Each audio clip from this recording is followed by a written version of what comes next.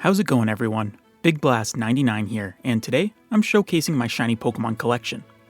A few of these Pokemon have been documented quite well on this channel already, but I have a bunch that haven't.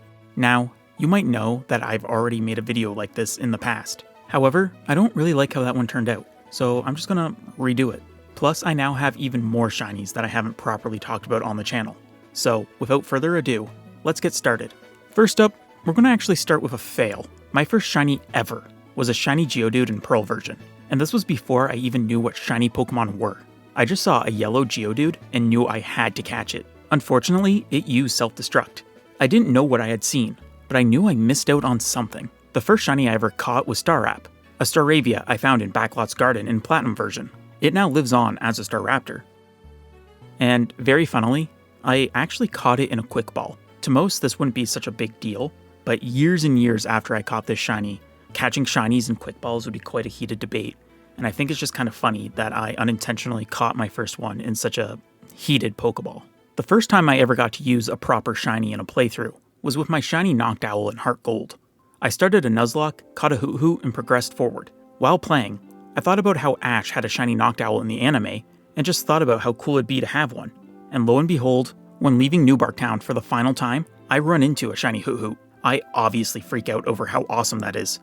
However, one small hiccup. I can't safely damage it, and I only had 4 Pokeballs. I had to throw the balls and hope and pray it would just stay in. First ball, it breaks. Second ball, it breaks. Third ball, it yet again breaks. I'm down to my last Pokeball, and I have no option but to throw it. 1 shake, 2 shakes, 3 shakes, click.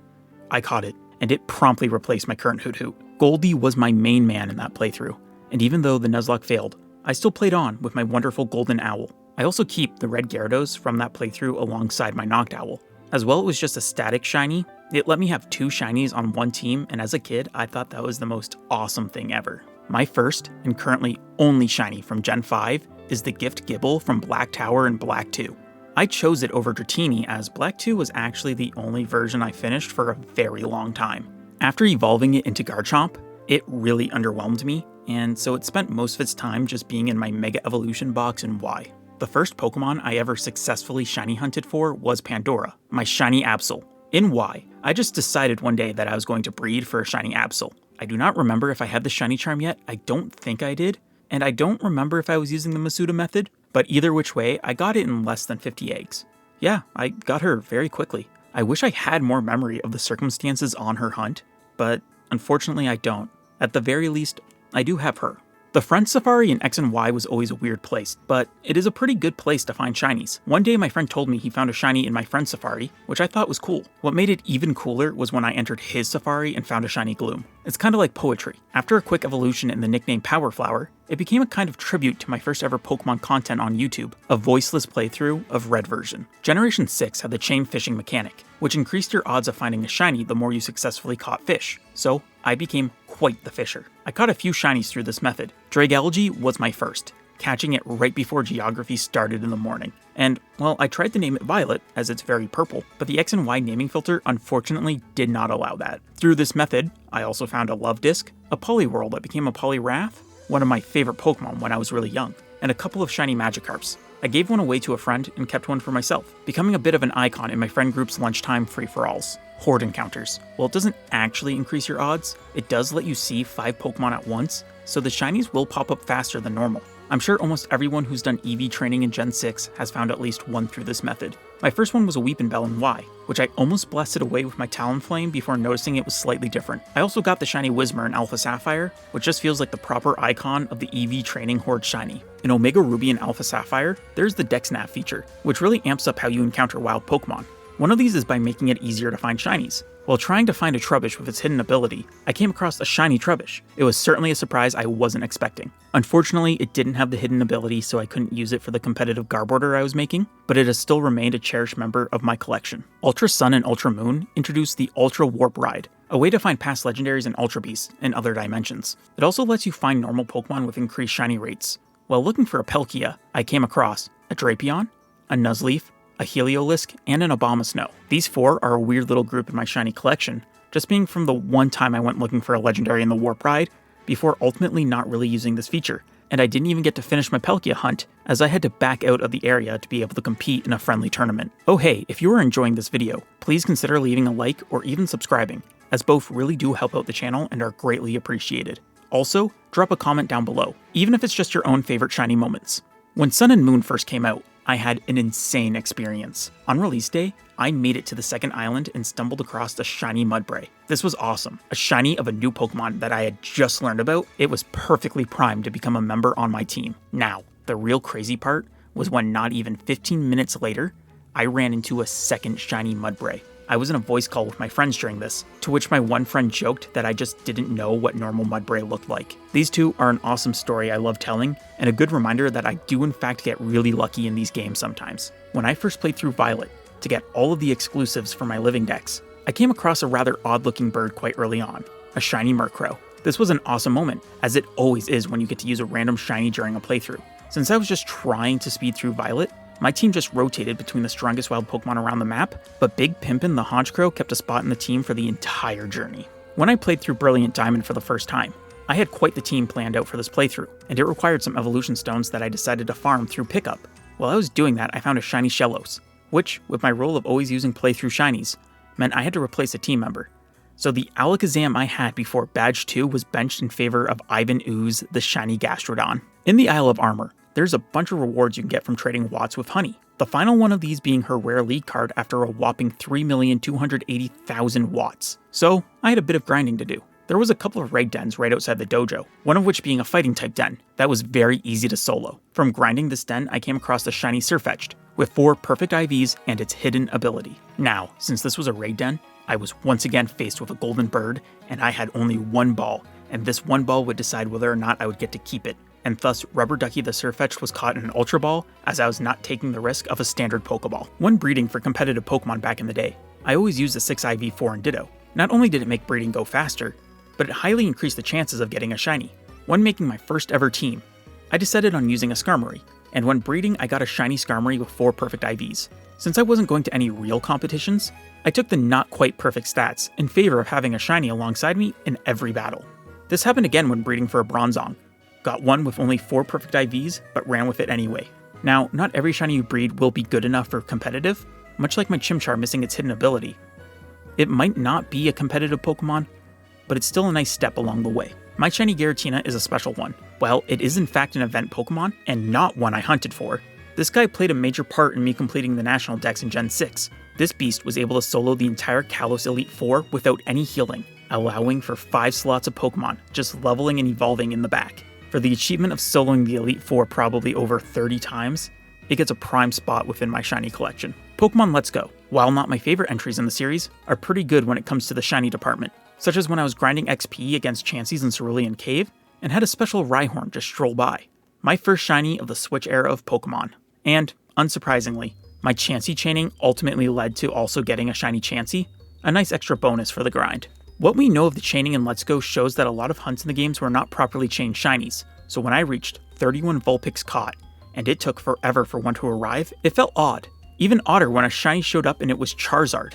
A very fun shiny to find just randomly like this, especially now knowing it wasn't as boosted as I thought it was. Well, this broke the chain, so a new chain had to be formed. Still not doing it properly, I did eventually get that Vulpix I was after. And, since the chain lived, I took it to the forest where I found a golden Caterpie. A good few years after Let's Go released, I got the urge to shiny hunt in it again, so I decided to hunt for a Krabby. This was still before the proper way to use the chaining method was discovered, so it was ultimately a lot of waiting, but I got the crab I was after.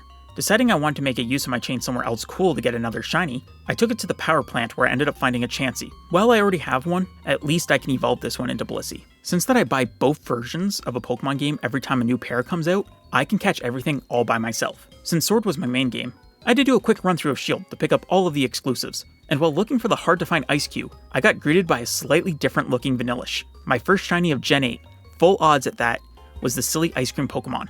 Not really one I would have expected, but a funny moment nonetheless. My first shiny hunt in Sword and Shield was breeding for a Grookey, my favorite member of the Galar starters by a long shot, and this time I'm for sure max efficiency Masuda breeding, both Charm and a foreign Ditto. I strapped in for a long hunt, and after a grueling 19 eggs, I had my shiny monkey. A very quick hunt and was the start of my friends calling me very lucky for my shiny breeding hunts. In the vein of lucky hatchings, when I was first filling out the DLC Pokemon in my living dex in Sword and Shield, which would later become the basis of my Dexys, I had to hatch some Pokemon obviously, so I started with Bulbasaur, getting 2 eggs before swapping my Venusaur out for something else. Once the first Bulbasaur egg hatched, I noticed it looked different and it sparkled.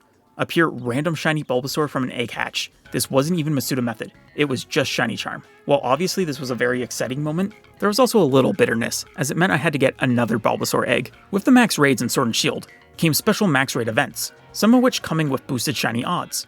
I didn't really go for a lot of these, mostly due to indifference. However, a few did catch my eyes. First up is Wheelord, who is simply just a funny guy. Next up is Bulbasaur and Ivysaur, which came from a special starter event, and finally there's Wooloo, who is just a really nice shiny. These Pokemon are a bit of an asterisk in my collection due to them being from raids generated by other players. Unlike my shiny Sirfetch'd, who is from a raid I personally generated, these 4 came from others, and thus, it's not entirely possible to determine whether their raids had been generated in completely legit means. But they remain part of the collection nonetheless. Alcremie is a Pokemon with a whopping 63 different forms, 9 different flavors mixed with 7 different sweets. The shiny, however, is a special black design for all 9 flavors, the only visible difference being the sweets, so I decided to go for a complete set. The first one I hatched in a mere 58 eggs. My shiny hatching luck stays insane. Luckily for me, another raid event started not too long after I started the hunt, and with its boosted shiny odds, I was able to find the last 6 I needed with relative ease. This event also made all the sweets very accessible, which was kind of a kicker as I had just finished painstakingly collecting all the sweets I needed for all the Alcremie not too long before. Again, with these being raids not generated by me, no way to tell just how legit they are, but it definitely beats all the breeding. Also, I know that since it still tracks the flavor of the shiny, and you can see the flavor in the box sprites, the Pokemon itself doesn't look any different, and so I don't want or need to go for all 63 shiny. But power to those who do. With these 7 shinies acquired, this really marked the proper start of my Dexys. No longer was it just a simple living dex, but instead, something much, much more. The Crown Tundra DLC introduced the Dynamax Adventures, one of my all-time favorite features in a Pokemon game.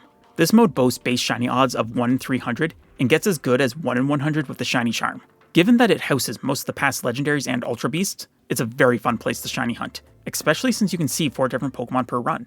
So while it's common to find shinies that aren't legendary, they still are shinies. The first few of these non-legendaries I found was a Lycanroc, Tangela, and Torkoal, 3 really great Pokemon. But one that was really special was when I was catching all of the legendaries for the Dexys on my Shield save, which didn't have the shiny charm at the time due to an issue of just dropping in a living dex from home. And during this legendary collecting, I found a shiny Clefable, a pure 1 in 300 odds Dynamax Adventure shiny that was completely unexpected. Would have been cooler if it was the Rayquaza I caught in that run, but I won't complain. Pokemon Legends Arceus is a shiny magnet, to the point that it's most of what the post-game content boils down to. I remember seeing and hearing people talk about all the shinies they found during their playthroughs while I was finding nothing. My first shiny didn't show until I was catching Enamorus, which is one of the very last Pokemon you get access to. I was almost done every main quest by the time I finally got to hear that shiny sparkle for myself, and when I saw what it was none other than a Stunky. Not my ideal first shiny in a game, but you don't always get to decide. When Legends Arceus was the hot new dig of the franchise, I was working a night shift job that had a lot of downtime, so I was able to spend a lot of time shiny hunting. Using the old mass outbreak methods from before the Daybreak update,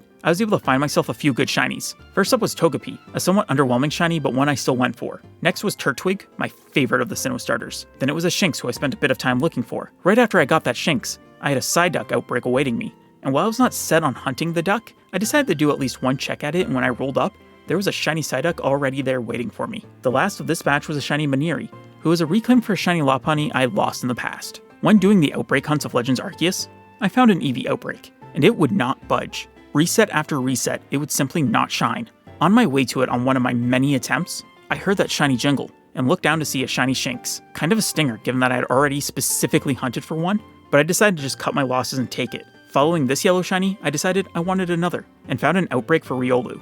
It was quite a hunt, taking me ages to find, as well as being in a horrible spot with Riolu also being a bit of an annoying Pokemon to deal with in outbreaks, but I did finally find myself the yellow dog. As I had a trend forming of finding yellow shinies in Legends Arceus, when I saw a Drifloon outbreak, I knew I had to hunt it, especially with just how much I liked Drifloon. After getting this Drifloon, I would end up embarking on what would be my final shiny hunt of the original outbreak method, with that being Hisuian Zorua. I wasn't particularly looking for this one, but the outbreak appeared and I figured I might as well at least get one of the new Pokemon in this game as a shiny, and so I did.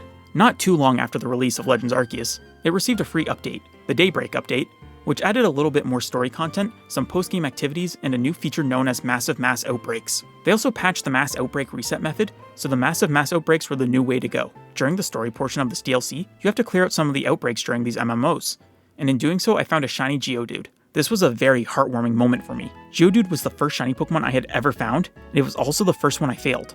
I found it in an older version of Sinnoh, and this game takes place in an older version of Sinnoh. This was like fate giving me the shiny Geodude I longed for but never hunted. Something about this shiny not coming from a reclaim hunt, but instead just a random chance feels like poetry. The shiny I found years and years ago before I even knew what shinies were, coming back to me as I was taking my very first steps into becoming a proper shiny hunter. Also important to note that during this update story, I also did find a second shiny Drifloon. When Scarlet and Violet first released, I played through the games and got to work on completing the Pokédex right away, finishing it in about a week after launch. While on my hunt tracking down Pokemon for the Pokédex, I was in the mountains when I turned around a corner and found a blue duck awaiting for me. Not the most exciting first shiny in a new generation, especially given how I'd already gotten one in the previous game, but it beats something like Vanillish, that's for sure. My next shiny in these games wasn't too far behind, as during a delve into Area 0, I found myself a shiny Jumpluff, two very nice full odd shinies that squeaked in right before I got myself the shiny Charm. When I was traveling around the Paldea region to fill in my living decks for these games, I came across what is probably one of the most common shinies in Scarlet and Violet, being Skiddo. It seems like everyone had found one of these guys when these games were new, so it was nice to be able to join the club. That wasn't the only Pokemon to shine during this task, for I also came across a Rellor, rolling around a Golden Ball. This was my first shiny of a Paldean Pokemon, and it's a really nice one to boot. The first Pokemon I actively shiny hunted for in Scarlet and Violet was Bellibolt. I fell in love with this silly guy when he was first revealed. Also during this reveal, I expressed how I wanted the shiny to have a very specific color scheme. Bellibolt reminds me a lot of Binya Binya from the show Gullah Gullah Island, a childhood favorite of mine. Imagine my excitement when I saw that the shiny actually did use a very Binya Binya looking color scheme. So, I went hunting for a shiny Tadbulb. After some trial and error, I finally found it, and I quickly evolved it into Bellibolt, so I could have my Binya Binya. When you play Pokemon for as much as I have, you are bound to get a fair share of shinies, and at a certain point, you do get some shiny encounters where you're just completely indifferent. That was the case with my shiny Toxtricity. To preface, I love Toxtricity. It is one of my favorite Gen 8 Pokemon, bested only by Hisuian Decidueye. I, however, do not like its shiny.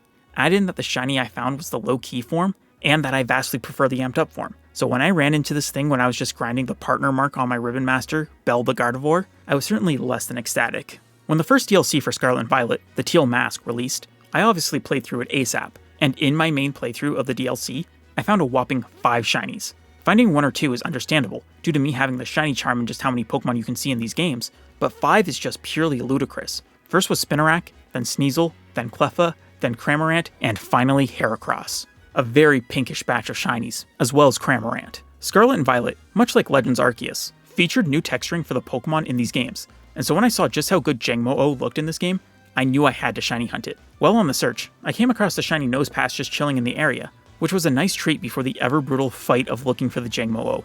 But it finally shined, and with its beautiful metallic pink heart on its forehead, for what I believe to be the first time for a shiny Pokemon, I didn't just throw a normal Pokeball, but instead the Love Ball, for just how perfectly it matched. My first step into a world of using matching Pokeballs for my shinies. When the Indigo Disk, the second DLC for Scarlet and Violet, first released, my shiny luck was far from how good it was in the Teal Mask, but I did find a shiny that is a reclaim in a way. A shiny Trapinch. Now, I have never failed the shiny Trapinch before, but instead I had found one in Pixelmon, many moons ago.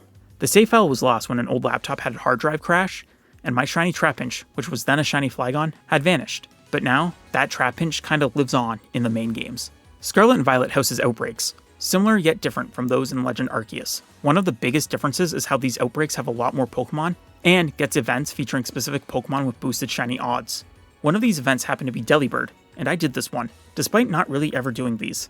I ended up getting a total of 3 for some reason. The first one had the mark that also had boosted odds, so why I kept going I'm completely unsure of. I ended up giving one of these away to a friend of mine as a thank you for getting the Master Rank ribbon on my Ribbon Master, which is fitting due to Delibird's prominence as the mascot of the challenge. Pokemon Home features many challenges that it requires you to do, and there are a couple that require shiny Pokemon. A specific one is to deposit a shiny Metagross, which, due to the existence of a challenge requiring the early mystery gift Munchlax from Sun and Moon, I assume that this is a reference to the Stevens Shiny Beldum event in Omega Ruby and Alpha Sapphire. Not wanting to move mine up for whatever reason, I decided to hunt for one in the terrarium. Using a Metang Outbreak and the Academy Special to get that easy level 1 sparkling power, I hunted for hours. which is an oddity in these titles.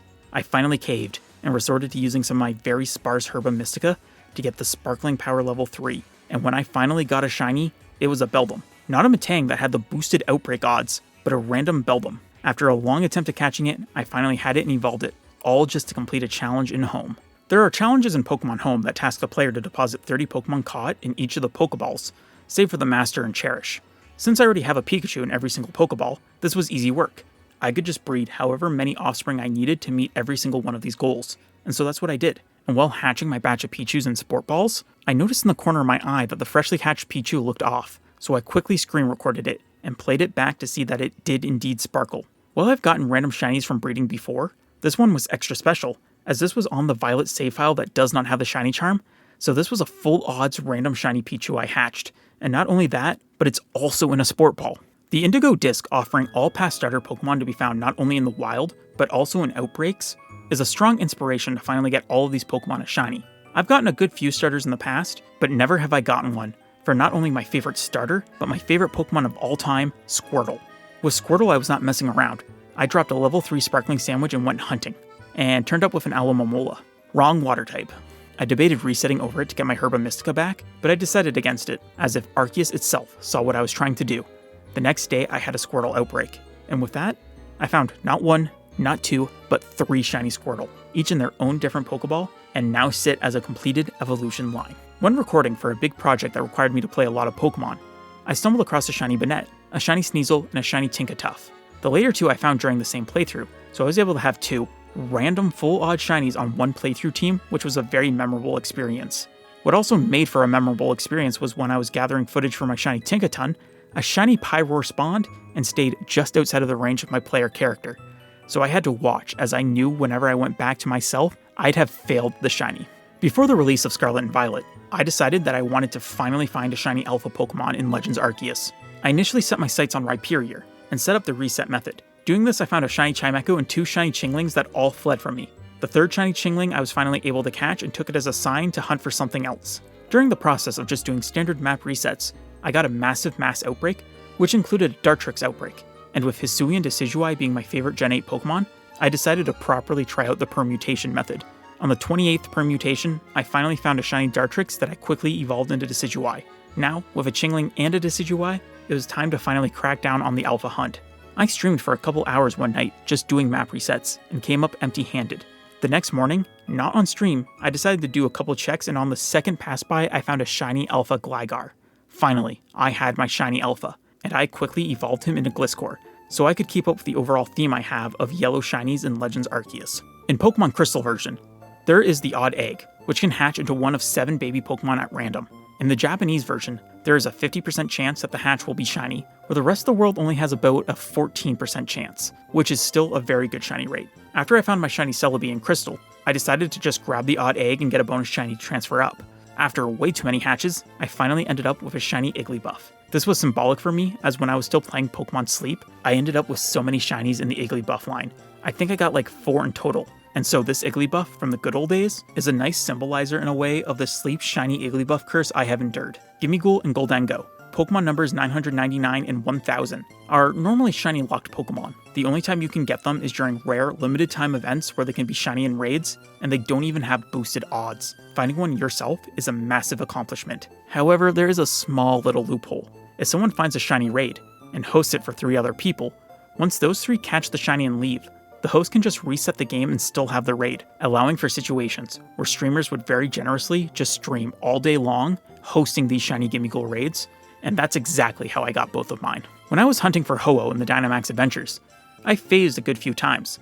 The first one was a Hawlucha, which was awesome as it has an amazing shiny. The next shinies was a Drifblim and a Hawlucha on the same save. Since you can only take 1 Pokemon at the end of a Dynamax adventures, I had to decide on either a second Hawlucha or a Drifblim when I already have 2 Drifloon. Ultimately, I took the Drifblim. Next up we had Wigglytuff and Sudowoodo, the only 2 non-flying types in this entire hunt, and then it ended with a Scyther. Total of 5 shinies I got to take home and keep, and the Ho-Oh made number 6, allowing for a full Pokemon camp, which makes great B-roll footage. While sometimes you get lucky with shinies in the Dynamax adventures, sometimes you can go on insane droughts, like when I went over 200 runs without seeing a single shiny. Since you can check up to 4 Pokemon at once but only keep 1, Getting multiple shinies in one is lucky and unlucky at the same time. This has happened to me thrice so far, like when I found a shiny Berserker and a shiny Cryogonal in the same run, both being shinies that I don't already have, and I had to choose which one to keep and which one to abandon. The Berserker made the cut as the shiny actually made me like the design more, due to having one less major color in the design. While for most, getting 2 shinies at once in a DA always leads to heartbreak, when you run with 2 switches at once, you can really luck out, like when I found the same shiny Auroras on both games, essentially giving me shiny twins. During 2024, I did Shiny Bingo, which had a couple legendaries, the rest of the shiny mythicals I needed, and a good few other shinies that I've just been meaning to hunt. When the year was coming near to an end, I decided to see how many of the normal Pokemon I could find shiny, and thus made a video where I hunted as many as I could in 24 hours. Through this, I was able to mark off Rowlet, Totodile, Bidoof, Vivillon, Alolan Exeggutor, Oddish, Kingambit, Ironthorns, Cloth, Palossand, Hydrapple, and Toucannon. And during this process, I did fail an Alolan Exeggutor, but thankfully it was very easy to immediately reclaim. When I did my big hunt for the shiny bingo card, I found a few shiny Pokemon I wasn't quite looking for, like the shiny Substrika when I had Water Sparkling Power, or the Rookidee when I was looking for Cloth. Also, finding Cloth so early in a sandwich let me run around and find a shiny Knackley before the sandwich power ran off. Also, with just how good sandwich powers are, I found an extra Pikipek, Bisharp, and Sandygast. All nice additions to the collection, and with Substrika being the first, it became the face of the random shiny on the center of my bingo card. During some point in Scarlet and Violet, they did event outbreaks for Larvitar. I don't know why I did it, but I worked one until I got enough for the entire line of shiny. I like Tyranitar as much as the next guy, but it's not one of my top favorites, so why this one specific outbreak event was one of the very few that I've done is really just beyond me. Mythical Pokemon are some of the hardest Pokemon to get shiny, whether it's from weird hunts to limited time purchase and go. A lot of time and or money is going to go into these hunts. As it stands, I currently have every single shiny mythical released except for Diancie, and that's because it was exclusive to Japan and Korea. I'm not going to go super in depth here, because I have videos covering all of these in one way or another. In my shiny collection, I keep one shiny Pokemon that wasn't caught by me. This is my shiny Durant. My friend, Modest Furret, I believe was hunting for a Silicobra in Sword and Shield when the games first came out, and ended up with a shiny Durant. After I helped her with some Pokedex filling, she gave me this Durant as a thank you, and it has been chilling with my shiny mythicals ever since. My shiny legendary collection is quite small compared to my mythicals. I plan to get more, but it's always more of a back burner activity. The first one I ever got was Necrozma, not because I'm like a big Necrozma fan, but because when the Crown Tundra first released, some people were saying that you needed to catch Necrozma to unlock the Ultra Beasts. So I shiny hunted Necrozma first to unlock all of them. Thankfully I got it in a mere 24 runs, but this also led to my first ever double shiny, as I also got a shiny Lopunny on the same run. Unfortunately, I had to leave the bunny behind, but I eventually got a shiny Buneary to make up for it. The next 2 shiny legendaries I got through this were Ho-Oh and Zygarde, which I could gush about, but I've already made them their own specific videos. When working on a video that I procrastinated working on for a long while, I was catching a lot of Pokemon, and some of these included the legendaries in the Dynamax adventures. I was playing on save files without the shiny charm, and when it came to catching Cresselia, it was shiny. A nice, pure, random, one-and-done shiny Cresselia at 1 in 300 odds. Just an insanely awesome moment I got to experience. Pokemon Home keeps track of origin dexes for every mainline game on the Switch. And Go, but that's not important here. And well, they eventually added rewards for completing these Pokedexes. Meloetta for Scarlet and Violet, Enamorus for Legends Arceus, Manaphy for the Faithful Remake's Brilliant Diamond and Shining Pearl, Keldeo for Sword and Shield, and Meltan for Let's Go. These are either shiny locked Pokemon being shiny for the first time, Manaphy no longer being one of the hardest hunts of all time, and Meltan. I was really hoping for Mew since it's currently not possible to have a shiny Mew in Let's Go, and the only way to get a regular Mew is from an unused Pokeball Plus, so a renewable Mew would have been really nice, but I won't complain about it too much. When I decided to finally complete the Go Dex in Home, I decided to do it by transferring the base form of Pokemon whenever possible, and then just evolving them in the main games. This should have been just an uneventful, easy task, but it wound up netting me a total of 7 new shinies. Hoppip, Stantler, Go-Goat, Citadel, Tarantula, Altaria, and Spoink. All 7 shinies gotten at complete random, and all 7 being shinies I didn't already have. A massive win in my books. As of right now, my most recent shiny Pokemon is a Goomy from Legends Arceus. There was a 7-star raid event going on in Scarlet and Violet, and the solo strat I opted to use used Hisui and Goodra. So I load into the game to go quickly catch the static Alpha, but just so happened to have a Goomy outbreak, so I fly over just to check, and before I even knew I made it to the outbreak, I heard the shiny sparkle. I looked down and saw a shiny Goomy already waiting for me. And that should cover every single shiny in my collection. Well, excluding all of the event ones, and all of my shinies in Go. If you've made it this far, Thank you so very much to listening to this very long ramble about my differently colored digital monsters. Again, liking, commenting, and subscribing would be greatly appreciated. If you would like to further support the channel, consider becoming a channel member. Doing so grants you perks such as exclusive emotes and even some member-only content. With that said, this has been BigBlast99. Thank you all for watching, and I hope you all have yourselves a goddamn good one.